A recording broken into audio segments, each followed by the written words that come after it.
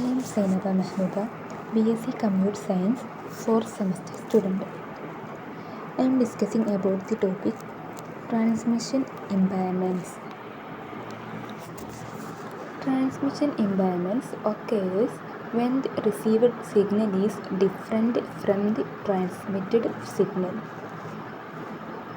Transmit ചെയ്ത സിഗ്നലിൽ നിന്നും ഡിഫറെൻ്റ് ആയിരിക്കും ഇത് റിസീവ് ചെയ്ത സിഗ്നൽ. നമ്മൾ ഇവിടുന്ന് കൊടുത്ത സിഗ്നലിൽ നിന്നും ഡിഫറെൻ്റ് ആയിരിക്കും അവിടെ കിട്ടിയ സിഗ്നൽ, റിസീവ് ചെയ്ത സിഗ്നൽ. അങ്ങനെയുള്ള ഇതിനാണ് ട്രാൻസ്മിഷൻ ഇമ്പയർമെൻ്റ് എന്ന് പറയുന്നത്. As we know, a signal can be transmitted as a analog signal or it can be transmitted as a digital signal. Okay. Then, in analog signals, due to transmission impairment, the resulting received signal gets different amplitude or the shape. Transmission impairment കാരണം analogue സിഗ്നലിൽ different amplitude അല്ലെങ്കിൽ ഷേപ്പായിട്ടുള്ള result received സിഗ്നലിൻ്റെ റിസൾട്ടായിട്ട് കിട്ടുന്നു. Then in the case of digitally transmitted signal at the receiver side, we get changes in bits, either zeros or ones. Receiver സൈഡിൽ digital transmit ചെയ്ത സിഗ്നലുകളുടെ കേസിൽ we get change, നമുക്ക് എന്തെങ്കിലും change വരും. അത് നമുക്ക് ബിറ്റുകളിൽ ചേഞ്ചസ് ഉണ്ടാകും. അതായത് 0s and 1. ബിറ്റ് 0s 1 എന്നാൽ അതിൽ ചേഞ്ച് വരും. Next, there are various causes of transmission impairments. 3 കോസസാണ് ട്രാൻസ്മിഷൻ ഇമ്പയർമെൻറ്റ്സിൻ്റെ. 1 attenuation, 2 distortion, 3 noise. First attenuation, second distortion, third one noise. First discuss ചെയ്യുന്നത് attenuation. Attenuation means loss of energy. Attenuation mean ചെയ്യുന്നത് എന്താണ്? Energy ലോസാണ്. Then the strength of signal decreases with increasing distance. Distance increase ചെയ്യുമ്പോൾ സിഗ്നലിൻ്റെ strength decrease ചെയ്യും. അതായത് distance കൂടുമ്പോൾ അതിൻ്റെ സ്ട്രെങ്ത് അത് എന്താവും? സിഗ്നലിൻ്റെ സ്ട്രെങ്ത് കുറയും. Then amplifiers are used to amplify the attenuated signal, which gives the original signal back and compensate for the loss. Original സിഗ്നലിനെ നൽകുകയും കോമ്പൻസേറ്റ് ചെയ്യുകയും, അതായത് നികത്തും ചെയ്യുന്ന അറ്റോനേറ്റഡ് സിഗ്നലിനെ ആംപ്ലിഫൈ ചെയ്യുന്നതിന് വേണ്ടിയിട്ട് ആംപ്ലിഫയർ യൂസ് ആക്കുന്നുണ്ട്. ഏത് അറ്റോനുവേഷനിൽ. ഇതാണ് അറ്റോനുവേഷൻ എന്താണെന്ന് കാണിച്ചു തരുന്ന ടിപ്പാണ്. ഫസ്റ്റ് വൺ ഒറിജിനൽ സിഗ്നലാണ്. അത് പിന്നെ സെക്കൻഡ് വൺ അറ്റോനേറ്റഡ്, അതിൽ ചേഞ്ചസ് വന്നിട്ടില്ല. 0.1 to 0.2 വരെയുള്ള ട്രാൻസ്മിഷൻ മീഡിയാണ്. അതിൽ സിഗ്നൽ അറ്റോനുവേഷൻ വന്നിട്ട്, അതായത് എനർജി ലോസ് വന്നിട്ട് അതിൻ്റെ സിഗ്നൽ ചേഞ്ച് വരുന്നു. ദെൻ ഒരു ആംപ്ലിഫയർ അവിടെ നൽകുന്നു. അടുത്തത് ആംപ്ലിഫൈഡ് ആയിട്ടുള്ള, അതായത് ഒരു സിഗ്നൽ കറക്റ്റ് സിഗ്നലിലേക്ക് മാറ്റം വരുത്തിയിട്ടുള്ളത് കാണിക്കുന്നു. Next one distortion. It means changes in the form or shape of the signal. Distortion എന്ന് പറഞ്ഞാൽ സിഗ്നലിൻ്റെ ഷേപ്പിലോ അല്ലെങ്കിൽ ഫോമിൽ, ആ സിഗ്നലിൻ്റെ ഫോമിൽ അല്ലെങ്കിൽ ഷേപ്പിൽ ചേഞ്ച് വരുന്നതാണ്. ഫസ്റ്റ് അറ്റോനുവേഷൻ പറഞ്ഞത് എനർജി ലോസ് ആണ്. അതിൻ്റെ സിഗ്നൽ ഇതായി അപ്പോൾ എനർജി ലോസ് ആയിട്ട് പിന്നെ ആംപ്ലിഫൈഡ് ആയിരിക്കുന്നതാണ്. ഇത് പറഞ്ഞാൽ അതിൻ്റെ സിഗ്നലിൻ്റെ ഷേപ്പ് അല്ലെങ്കിൽ ഫോമിൽ ചേഞ്ച് വരിക, അതാണ് ഡിസ്റ്റോർഷൻ.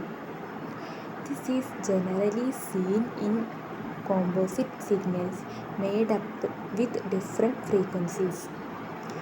ഇത് സാധാരണയായി കാണുന്നത് കോമ്പോസിറ്റ് സിഗ്നലിലാണ്. ഈ കോമ്പോസിറ്റ് സിഗ്നൽ മെയ്ഡ് ചെയ്തിരിക്കുന്നത് ഡിഫറെൻറ്റ് ഫ്രീക്വൻസി കൊണ്ടാണ്. ഡിഫറെൻറ്റ് ഫ്രീക്വൻസി കൊണ്ടാണ് ഇതിൽ സാധാരണ യൂസ് ചെയ്തിരിക്കുന്ന കോമ്പോസിറ്റ് സിഗ്നൽ ഉണ്ടാക്കിയിട്ടുള്ളത്. Then Each frequency component has its own propagation speed traveling through a medium. ഓരോ മീഡിയത്തിൽ ട്രാവൽ ചെയ്യുമ്പോൾ ഓരോ ഫ്രീക്വൻസി കമ്പോണൻറ്റിനും ഇപ്പോൾ ഓരോ മീഡിയത്തിലും ഓരോ ഫ്രീക്വൻസി ട്രാവൽ ചെയ്യുമല്ലോ. അപ്പോൾ അങ്ങനെ ഓരോ മീഡിയത്തിൽ ഓരോ ഫ്രീക്വൻസി ട്രാവൽ ചെയ്യുമ്പോഴും ഓരോ ഫ്രീക്വൻസിക്കും അതിൻ്റേതായ പ്രൊപ്പഗേഷൻ സ്പീഡാണ് ഉണ്ടാവുക. And that's why it delay in arriving at the final destination. Every component arrive at a different time which lead to distortion. ഇപ്പോൾ മേലെ പറഞ്ഞ മാതിരി ഓരോ ഫ്രീക്വൻസി ഓരോ മീഡിയത്തിൽ പോകുമ്പോഴും അതിൻ്റേതായ പ്രൊപ്പഗേഷൻ സ്പീഡാണ് അവർക്ക് ഉണ്ടാവുക.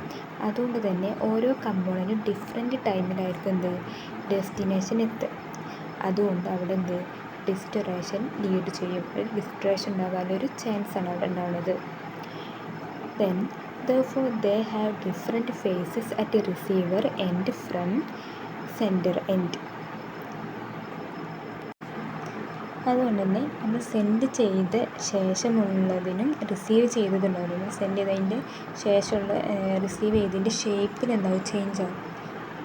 അപ്പോഴാണ് അവിടെ ഡിസ്റ്റോറേഷൻ നടക്കുന്നത്. ഡിസ്റ്റോറേഷൻ പറഞ്ഞാൽ ആദ്യം പറഞ്ഞു അതിൻ്റെ ചേഞ്ചസ് വരികയാണ് എന്തെങ്കിലും ഷേപ്പിൽ അല്ലെങ്കിൽ ഫോമിൽ. അപ്പോൾ അങ്ങനെ പല ടൈമിൽ എത്തുമ്പോൾ എന്താവും അതിൻ്റെ ഷേപ്പിൽ മാറ്റം വരും. അവിടെ ഡിസ്റ്റോറേഷൻ സംഭവിക്കും. ഇതാണ് ഡിസ്റ്റോറേഷൻ കാണിക്കുന്ന പിക്ക്. ഇതിൽ കാണാം കോമ്പോസിറ്റ് സിഗ്നൽ സെൻഡ് ചെയ്യുന്നുണ്ട് അറ്റ് റിസീവേഴ്സ് ഭാഗമാണ് ഫസ്റ്റ് കേട്ടോ. അതിൽ കോമ്പോസിറ്റ് സിഗ്നൽ സെൻഡ് ചെയ്യുന്നുണ്ട്. പിന്നെ കമ്പോണൻസ് ഇൻ ഫേസസ്. ഇനി components in out of phases പറയുമ്പോൾ റിസീവർ എൻഡിൽ ചേഞ്ച് വരുന്നത് കാണണ്ട. അവിടെ കണ്ടത് ഈ കോമ്പോസിറ്റ് സിഗ്നൽ ചേഞ്ചസ് ടൈം പീരിയഡിൻ്റെ മാറ്റം കൊണ്ടാണ് ഇത് ചേഞ്ചസ് വരും. അപ്പോൾ ഷേപ്പ് മാറും. അതാണ് distortion. Next one noise. The random or unwanted signal that mixes up with the original signal is called noise. Original സിഗ്നലിൻ്റെ കൂടെ അൺവാണ്ടഡ് സിഗ്നൽ അല്ലെങ്കിൽ റാൻഡം സിഗ്നൽ മിക്സ് ആവുക. അപ്പോൾ മിക്സായിട്ട് വരിക. അപ്പോൾ ഒറിജിനൽ സിഗ്നലപ്പം ആവശ്യമില്ലാത്തതായിട്ടുള്ള സിഗ്നൽസൊക്കെ കയറുക. അങ്ങനെയുള്ളതാണ് noise. There are several types of noise such as included noise, crosstalk noise, thermal noise and impulse noise which may corrupt the signal. അപ്പോൾ ഏതൊക്കെ several type of noises പറഞ്ഞാൽ such as ഏതൊക്കെയാണ്? Induced noise ഉണ്ട്, crosstalk noise ഉണ്ട്, thermal noise ഉണ്ട്, impulse noise ഉണ്ട്.